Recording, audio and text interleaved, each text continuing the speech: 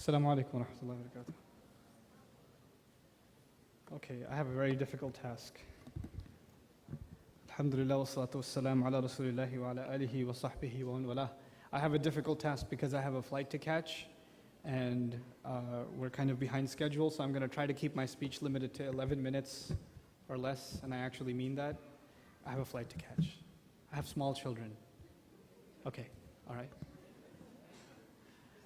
So, what I wanted to share with you is fairly straightforward, and it actually, it's shorter times actually force a speaker to be more precise in what they want to say anyway, so I'm grateful for that. What I essentially wanted to share with you is the idea of change, something about the idea of changing ourselves, changing the condition of the ummah. It's very easy to complain about change. It's very easy to complain about the lack thereof. People love, we talk about some of our elders, and they've done so many great things for us, but at the same time, one of the hobbies they have is sit around and talk about how corrupt governments are, and what's going on in Pakistan. Do you know what's going on in Pakistan? Oh, it's really bad. And then someone says, oh, you think that's bad? Let me tell you what's going on in Egypt. That's even worse. Oh, you got nothing on us. We got something bad going down in India. And everybody's bragging about how bad things are. It's like an entertainment session for them over chai. They're going to talk about all the problems of the world and nothing will change. And then you go back and do the same thing again. And you know what? They're not the only ones. Youth do it. You know what? Our masjid, nobody understands us. Nobody listens to us. We can't do any programs there. Our imam doesn't understand. Our board doesn't understand. Our scholars don't understand. Everybody's complaining constantly. We're all just complaining. We've become really, really good at it. And our pastime has become just to complain. There are entire khutbahs dedicated to what all the problems are and how bad things are.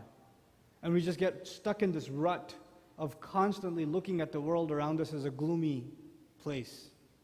I used to think like that only because I lived in New York, and it's normal for people in New York to be depressed. But as I started traveling, I started seeing so many amazing things happening across the country, and so many creative efforts, and so much new stuff coming from Muslims that I just never expected, that it just makes me hopeful. Altogether, it just makes me hopeful. And it makes me personally say change is coming. You know one of the most common things I've heard at the end of a khutbah, at the end of a talk from people? Brother, we try so much to remind people and give talks and khutbahs. That's all well and good. Nothing is changing. Nothing ever changes. You know how many times I've heard that? Like, why are you so depressed? Don't be depressed. First of all, change is not in our hands. Change is not in our hands. It's in Allah's hands. إِنَّ اللَّهَ لَا يُغَيِّرُ مَا بِقَوْمٍ حَتَّى يُغَيِّرُوا مَا بِأَنفُسِهِمْ. In that ayah, even the famous ayah, no doubt it is Allah. He does not change the condition of whatever is afflicting a nation until they change what is within them, what is afflicting them on the inside, what's affecting them inside of themselves. Even in that ayah, Allah attributed change itself to Himself. Allah didn't say people will change things. Allah said He will change things for them. They just have to make a change inside of themselves. So that's really what I want to focus on. How is it that we can bring a change inside of ourselves? The real battle all of us has is against our own self. Your worst enemy is like your best friend, it's yourself. No one else. No one knows you better than yourself. If there's one person that knows all of your flaws, all of your weaknesses, all of the things you could be doing better, all the times you waste, all the things you shouldn't be involved in but you are anyway, all the bad habits you have, the ones that are known to others and the ones that are not known to others. If there's someone who knows that really, really, really well, it's you.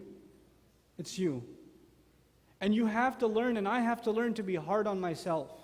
It's very easy for someone in my position to get used to people saying, brother, great speech, thank you so much, alhamdulillah. And then shaitan comes from behind and says, hey, pat yourself on the back. And you say, yeah, that was a great speech, wasn't it? That's right. And that might happen to you. You're at an MSA, you're at a masjid, you're helping out, people appreciate what you're doing, then you say, yeah, I'm pretty good over here. I'm doing all right. Everybody appreciates what I'm doing. We have to learn to constantly be hard on our own selves, to constantly look in the mirror. Psychologically speaking, people present a picture of themselves to the outside world. People, especially it's problematic for public speakers because, most of the time, most of you see me and people like me on a stage. We're giving a talk about Islam, but I don't always do that. I switch it off when I'm off of here. I play with my kids. I don't give them khutbah. You see what I'm saying?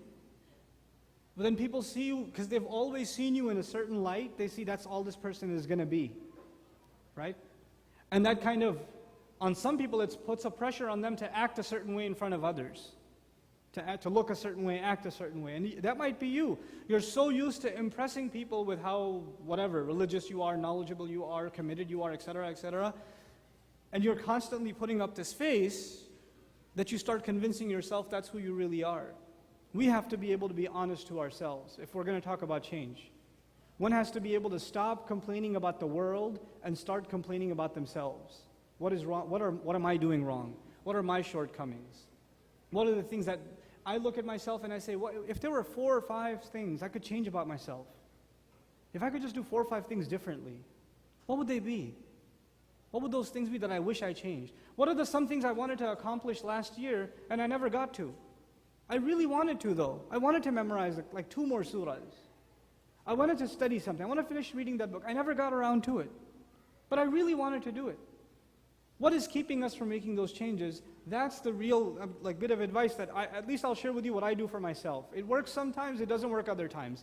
But I'm hoping, inshallah, you'll be better at it than I am, and we're all going to be making changes for the better in our own lives. What I do for myself is basically ask myself a very simple question. I have 2 kinds of days. You said myself. I have days where I'm home and days that I'm traveling. I've divided my life into 2 kinds of days. Days when I'm traveling and days when I'm home. And there are failures, because days that I'm home are all the same. Whether it's last week or the next week or 2 years before or 2 years after, it's going to be similar. They're all going to be the same. And the days that I'm traveling are all going to have similar things in them. There's going to be going from home to the airport and getting onto the plane and passing out, and then the flight attendant waking me up to get off the plane. All that's going to be the same every time. There's going to be repetition. And in each of those 2 kinds of days, there are some things I could do better. There's some way I could use my time better. I could be more productive in some things. How do I make more use of that day? How do I make it more productive? That one day. You can fix one day, you fixed your whole life. If you made one change to today, that means you've made that change for the rest of your life. For you, many of you, it's like weekdays and weekends. Your weekends are the same way every time. Your weekdays are the same way every time, right? Fix your weekdays. This time is for salat. Right after that, there's this time for Quran. There's this time for me to learn something. There's this time for me to get my homework done, or whatever it may be. Discipline your life. Make that change in your life. You know what else people fail to do? That's coupled with that. That's most common, and I personally have trouble with that also. And it's one of the hardest things to do, is to maintain balance in your life. To maintain balance. Because we're pulled in many different directions. Our parents want our time. Our husbands and wives want their time. Our children want their time. Our career wants its time. Our friends want their time. Our masjid wants its time. Ourselves, we want to just be left alone. We need some time to ourselves. We have all these different poles, right? And it's really important that we maintain a balance between all of these different poles. And a lot of times, we fail to do it. And when we do, we end up wronging one thing or another. This is the biggest change you can bring in your life to create balance. There are people who give their wife a lot of time and their parents no time at all. There are people who give their parents a lot of time and they spend no time with their wife. There are people who are so bent upon fixing their career, they are almost not even existent in the lives of their children. It happens. And then there are those interesting characters who don't want anything to do with home, so they volunteer at the masjid all the time. I love masjid volunteers, but the guy says, hey, I'm going to put up the chairs 3 days before the program, and I'll even sleep here. There's a problem at home. Go home. Get some balance in your life. Right? We need to we have to really assess honestly in our lives, what changes do we have to make? And really changes to me is what you give time to. I mean, the real asset all of us have is time. That's really all we have. And if we're utilizing it properly, our lives have moved towards the better. And if we're not, our lives are moving towards the worse. That's essentially what it boils down to. We have to become people that we make productive use of their time. That don't become people that waste time. Even if you want to play sports or relax or whatever, there should be a time for that. It should be specified. It should be something disciplined. Allah tells us the sun and the moon, they follow an order. All of the acts of worship that we do in Islam somehow fall upon the sun and the moon. The prayers dependent on the positions of the sun. Eid and Ramadan and Hajj on the moon. And Allah tells us the sun and the moon follow a precise order. Our worship follows a precise order. What we're learning from that is your entire life should follow a precise order. You should have some kind of discipline, laid out a sketch in your life for yourself. Otherwise, you'll keep thinking, I should get that done, and you'll never get it done because it never made time for it. You never found the specific time for it. And for each of you, this is going to be a very personal affair. You're going to have to look at your own life and see, where can I make this change? You know, our students, I have 1 minute left, I'll tell you what I told my students. Our students, they come from all over the United States and they come, you know, to our 10-month program, and it's very different, you know. It's not like being at home. It's very different. So I have to orient them, and part of their orientation is, look, the way you wake up and the way you go to sleep is different now. It's not like when you were home. You really have to be careful when you wake up, when you're going to go to masjid for Fajr, what are you going to do after that, when you're going to eat, when you're going to get to class, when you're going to do your homework, when you're going to hang out with your friends to keep your sanity, when you're going to go to sleep. You're going to have to discipline yourself if you're going to get through this successfully. And if they can create that kind of discipline in their life in these 10 months, wallahi, it will benefit them for the rest of their lives. They'll be the better for it, if they can have that kind of discipline. We're just the people, once we start playing a video game, we lose all track of time. Once you start texting someone and start drooling, you just forget the sun goes up and down, it doesn't matter to you. But once you hit the PS3 or Xbox controller and you start sniping people off the rooftops, right? That's it. Regimes could change. The world could change. The stock market could crash. You wouldn't know, you're in your room going, that's who you are. We have to show respect to time. That's the real change we bring in our lives. Stop complaining about stuff. All of that will happen when you personally bring a positive change in your life, and that of disciplining yourself. As I'm leaving you guys, first of all, I'd like to express my genuine gratitude for this opportunity. And I don't really get a chance to come to the East Coast much anymore. And when I do, I'm very grateful, alhamdulillah.